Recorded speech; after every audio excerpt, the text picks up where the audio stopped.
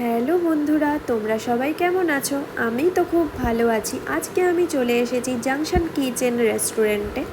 এটা আছে হাওড়াতে, সলভ থেকে আরেকটু এগিয়ে। এখানে আজকে আমি চলে এসেছি আমার দিদি আর জামাইবাবুর সঙ্গে। তো এই রেস্টুরেন্টটাতে ঢুকেই তো আমার ভীষণ ভালো লাগলো। রেস্টুরেন্টের অ্যাটমসফিয়ার এবং ডেকোরেশন খুবই ভালো ছিল, দেখতেই পাচ্ছ।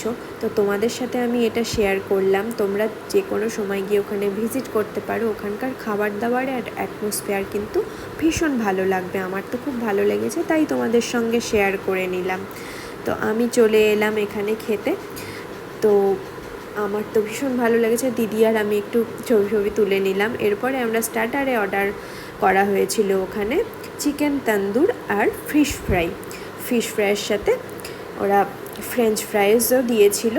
খুব ভালো ছিল। দুটো আইটেমই আমার খুব ভালো লেগেছে। যেমন তন্দুরটা ছিল, চিকেনগুলো ভীষণ সফট, আর ফিশ ফ্রাইটাও ভীষণ ক্রাঞ্চি আর টেস্টি ছিল। এরপর আমরা মেন কোর্সে চলে গেলাম, বাটার নান, চিকেন ভর্তা and chicken handi and salad. প্রত্যেকটা আইটেমই কিন্তু বন্ধুরা ভীষণ ভালো লেগেছে আমাদের। আর প্রত্যেকটা খাবার কিন্তু ভীষণ টেস্টি ছিল। আর কুলচার এটা ভীষণ নরম ছিল, সফট ছিল।